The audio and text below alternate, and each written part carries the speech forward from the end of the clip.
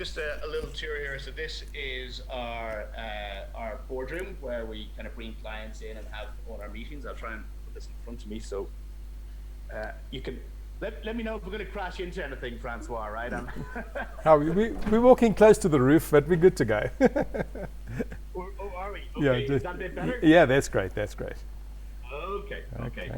So yeah, that's just our little kitchenette in there. It's our break room where we hang out when we're not working. Right. That's nice and colourful. In here we have Digital Minds is the name of our engine room here. So this is where the team hang out. So Wednesday will be a quiet day in the office, but I think we got some people to say hello here. Okay. So just do some introductions. So just lift the camera up a little bit. Just lift up. Looks after all our inbound marketing. Yeah, lift your camera up a little bit so I can see.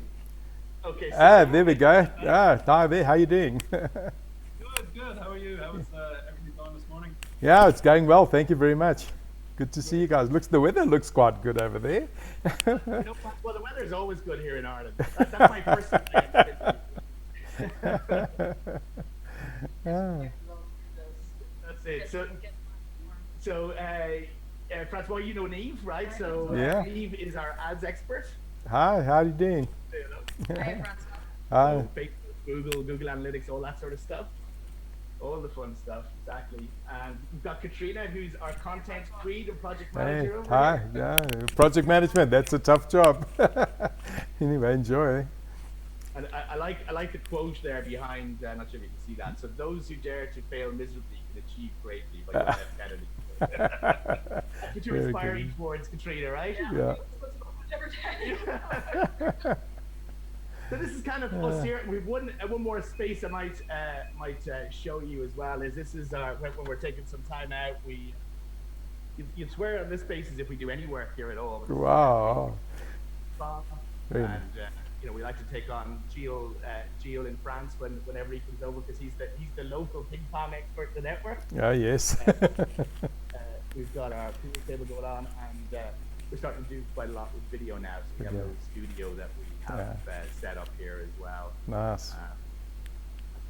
That keeps us going. So just a kind of a quick whirlwind tour, and I'll go back to.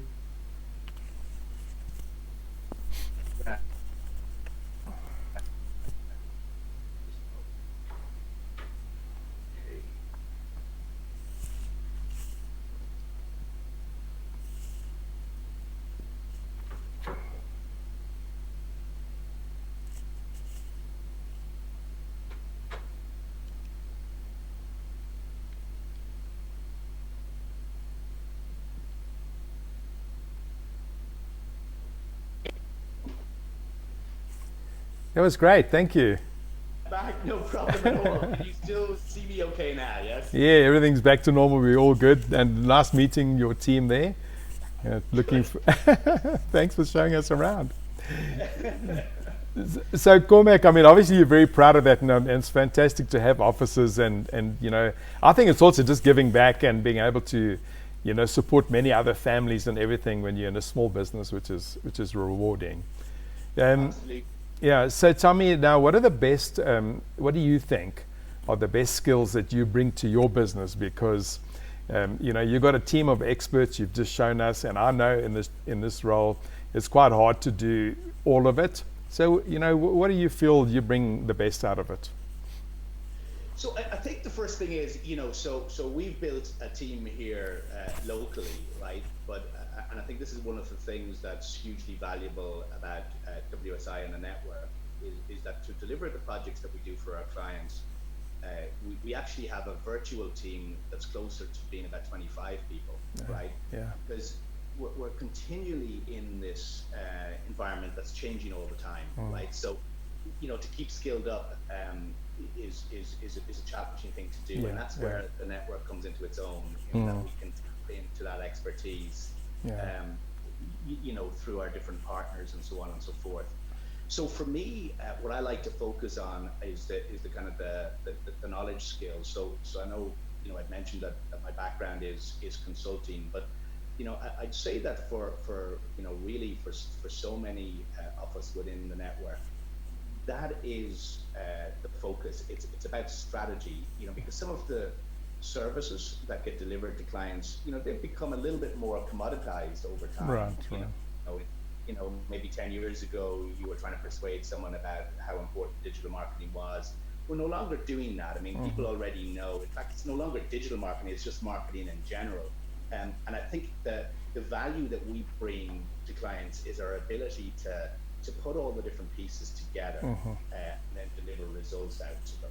So, and sometimes it's us doing that as an agency, right? Yeah. So we're delivering for them, but other times the client is doing part of the work themselves. Right. So I think, the skills really are about the ability to look at the business challenge that the customer is facing, and then being able to kind of put a solution together that actually delivers value back to them. So that's I think for me, certainly, they're the skills that I bring to the table on it. Excellent. So I want you just to maybe think about any obstacles that you had, in this time of building your business that you faced that might have been challenging, and it's sort of some advice, that we all have when we grow or when we get into business that you could share with us. Yeah, it's and again, I think this is another example of something that changes over time. So when you start, or certainly when I started the business at the beginning, it was really around lead generation was the obstacle. It was about trying to get in front of new clients, Right. and obviously then persuade them of the value that we could add, and that was really the lifeblood of that was the lifeblood of the business at that point. And then it starts changing to things like people and staffing issues. So the decision is around what should your first hire be, and again, that's another example of, I think, where you can tap into the network, because I know when I was at the point of doing my first hire, other consultants had already been there before me, so I was able to tap into people like, for example, Neil Lappy within our network, and say, look at Neil, what should I do here? So that's your first hire, and then sometimes it's your second hire, and then as the team builds, it's making sure that everyone who's on the bus are in the right seats, and that takes a little bit of time, because you want to make sure that you've got the right people doing the right jobs. Right. And certainly that was a challenge, and I think we've got to a point now where we're starting to get that right. And then after that, it's the obstacles around process for us, So we didn't get a chance to see Christine today, but Christine came in as our operations director about 18 months ago, and has helped kind of transform the business by making sure that we're connecting everything together, so that we're delivering all our services in a timely fashion, that everyone is staying skilled up on the things that we should be staying skilled up on, and that we've got a good streamlined kind of project management system in place, things like that. So I think the obstacles change, Francois, and I'm sure I've got more to face as we go ahead, but they're the main ones that I could pick out, I think. Well, those are the good ones that you've spoken about. So now that there's more to come to that you are facing, what are your goals, let's say, for the near future to the long term? You've been around now, like me, 15 years. Where are you going next year, and where do you see yourself maybe in 5 years' time? Yeah, so I think, I can't keep my age a secret from you, Francois, because you got to when the birthday cake came out, right? But I just turned 50 a couple of weeks ago. Right. And I feel that I'm really lucky that I'm in good health, and I've plenty of gas left in the tank. So for the next 5 years, for sure, I'm all about growth. And what I'd like to do is kind of really grow the team and bump up the revenue significantly for the agencies. Definitely in growth mode. But I think importantly for me, I've already started to change in my own role. So, I'd always been very involved in the business, and the last change now has been moving out of operations. So I tend not to get involved as much in the day-to-day. I have a good team, and I let them do their jobs, right? So for me, I'm nearly taking on a new role of CEO, really, I suppose, which is to manage the agency and manage its growth, and try and see what we can do to kind of move it forward. So I think if you were to wind forward 5 years, I think I'd like to see that, that I was no longer, the business was no longer reliant on me, certainly for delivery projects. And I'd like to think that, like I love consulting and I love being part of the digital space. I mean, I get such a buzz out of all the new things that come on stream. Right. So I always do that. So a part of my week will always be spent in doing some strategy work, just because I like it so much, for sure. But I think there's a differentiation between that and the business being reliant on me. So I hope that change happens. And then if I was to think, you asked about kind of 1 year, I think, over the next 12 months or so, from a tactical point of view, you saw in the other room there that we're kind of getting set up for video. Within our network and, generally within digital marketing circles, we've been talking about video for how many years now, but I think it's coming into its own finally. Yes. We're trying to get everyone on our team to be really comfortable in front of the camera and just go out there and do it. So over the next 12 months, we're going to really push hard to, persuade our clients to be part of that as well, and give that a good go. Yeah, I think video is good, and I'm glad you're making that move, because if you can turn those videos out, quickly and easily, and something like even this video that we're doing now, you just get used to it, and it does help a lot. So that's great. And I think it's about as well not being afraid to show your flaws. I mean, everyone's human. And I like to see that side as well. I have plenty of them. But, you just gotta be prepared to share your experience, and I think that works well. Yeah, I think it's being transparent. It's what all counts. So, what advice would you give a new RC, internet consultant, that has started with WSI? So there's let me think. There's a couple of things there, I think. So first of all, I'd say don't be afraid to ask for help. I know I was probably a thorn in your side the first couple of years. I was asking for help, and you were very freely giving up your time there. And I think you'll find that's the case across the network, is that people are happy to help, right? So there's no silly questions. So definitely call out for help. I'd suggest tapping into your network. So a lot of my previous work prior to WSI was with larger corporates, and that was my natural network.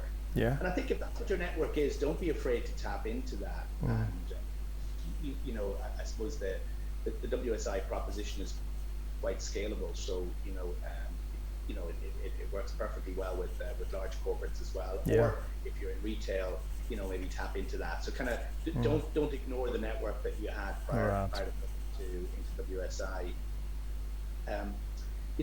I'd encourage. I'm a big advocate of the whole concept of winning without pitching. I think often we have so much knowledge. That.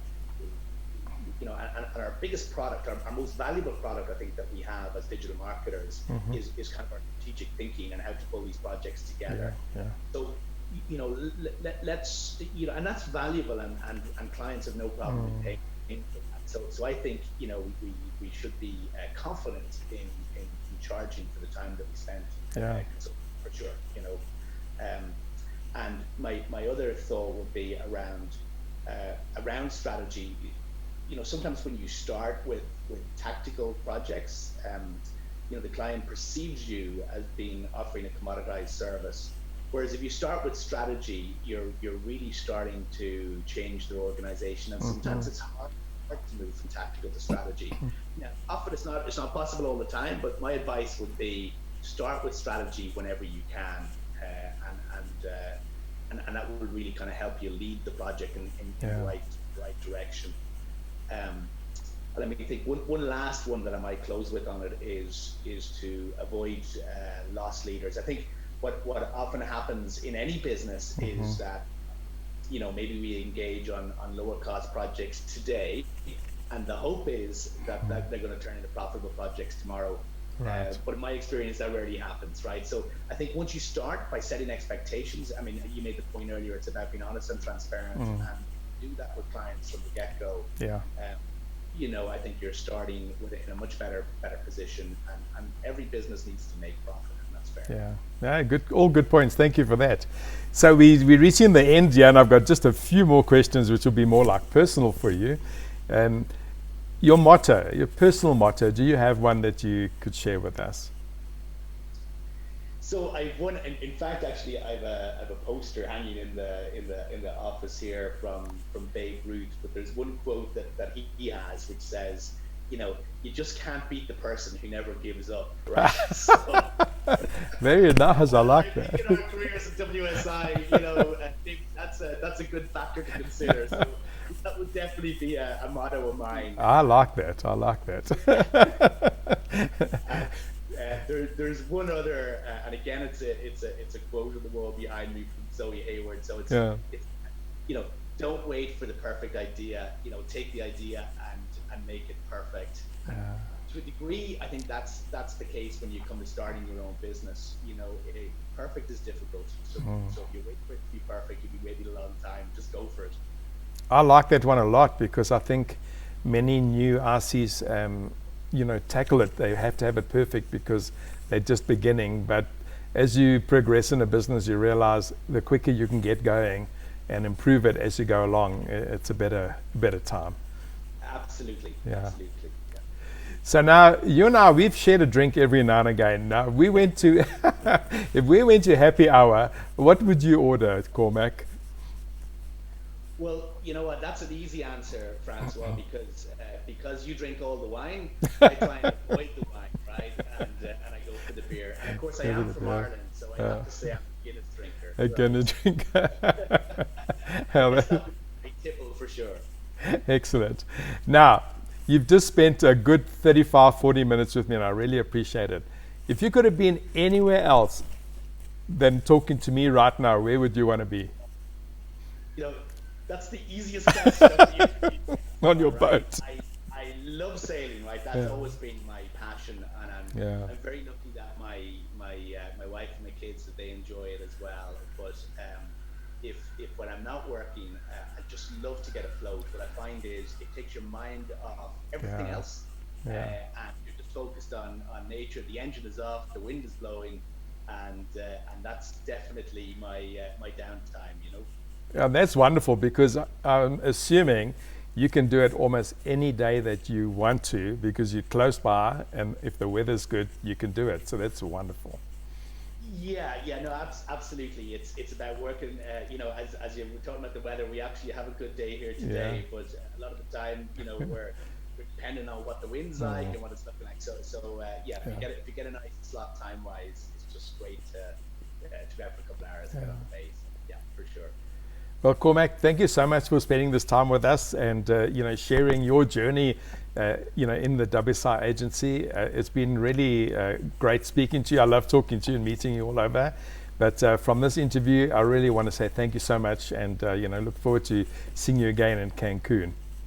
Absolutely, Francois. And I can't think of a better place to meet up again. Cancun. That sounds like a lot of fun, right?